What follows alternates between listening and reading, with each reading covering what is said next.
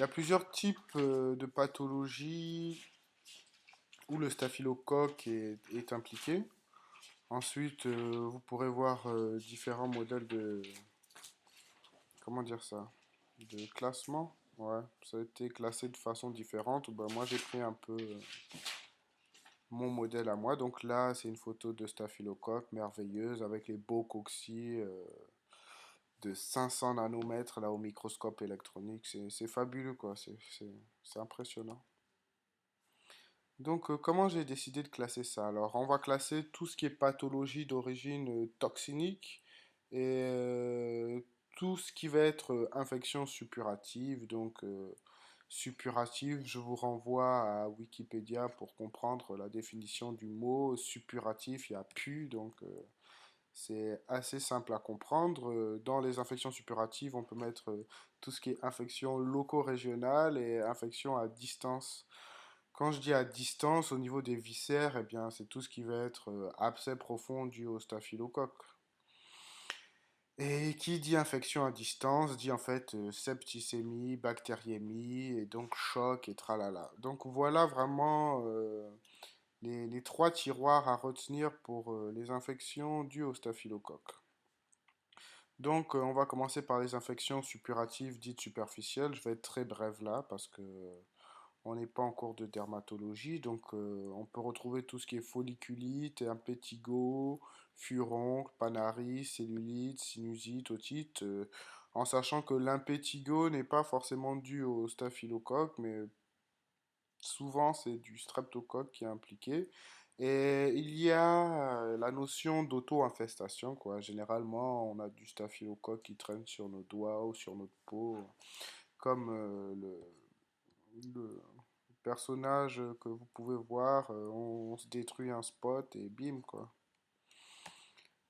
Hop. Donc là, oui, des petites photos. Là, une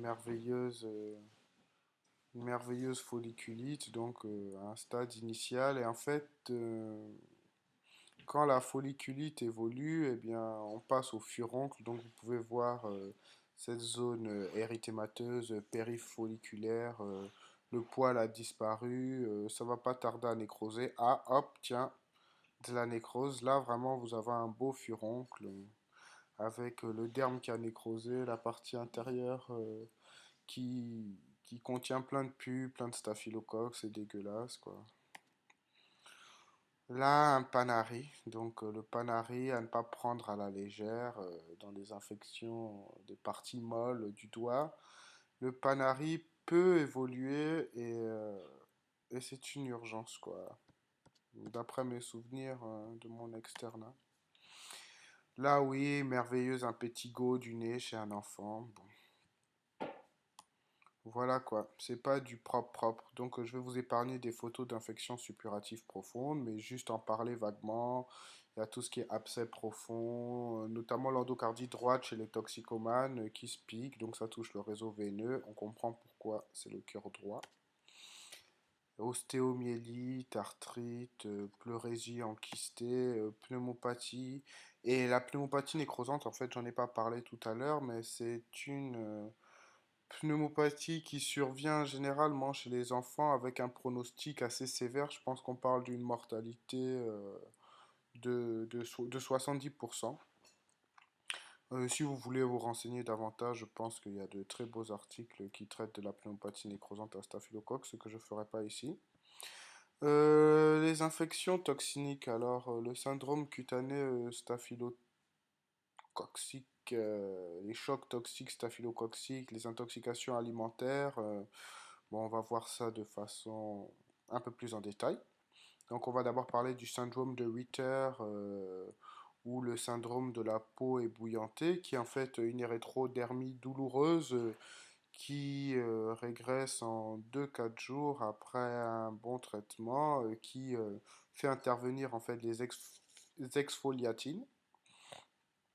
Il y a après apparition de signes de Nikolsky, donc pour ceux qui ne savent pas, signe de Nikolsky, c'est quand vous posez vos doigts sur la peau et que juste après, hop, vous retirez un petit morceau de peau, quoi. C'est pratique, voilà. d'évolution bénigne et 4% de mortalité. Ensuite, bon, il n'y a pas franchement grand-chose à dire de plus, à part vous montrer de superbes images. Voilà, un petit bébé, voilà, voilà.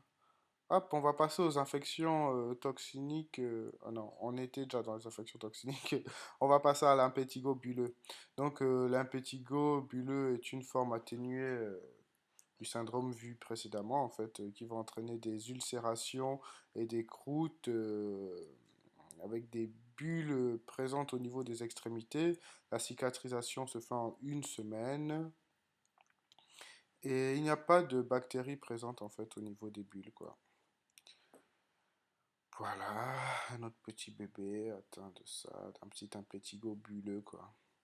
À ne pas confondre quand même avec l'impétigo simple, parce que là, il y a vraiment participation des toxines.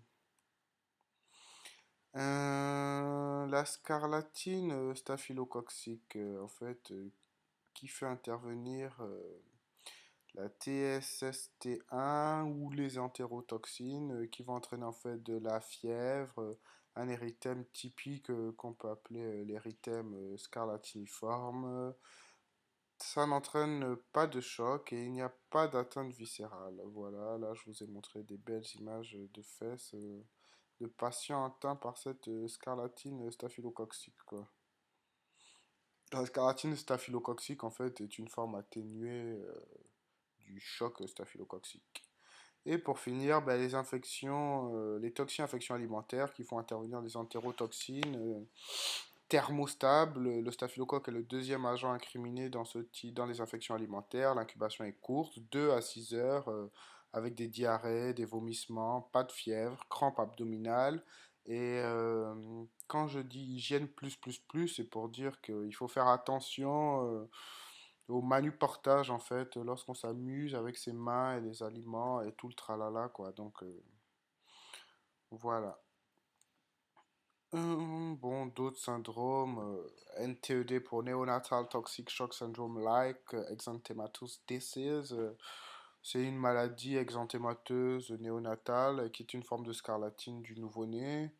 Et le Red ou Recalcitrant Erythematous Desquamating Disorder, qui est un autre syndrome décrit chez les patients immunodéprimés avec un syndrome érythémateux qui entraîne des desquamations, des lésions scarlatiniformes chroniques et extensives avec une défaillance multiviscérale. Sans choc. Ensuite, vous voyez quelques mots sur le staphylocoque coagulase négatif, parce que j'espère que vous l'avez compris, toutes les pathologies dont j'ai parlé tout à l'heure faisaient vraiment plus intervenir le staphylocoque aureus, quoi. On peut dire quasiment que le staphylocoque aureus.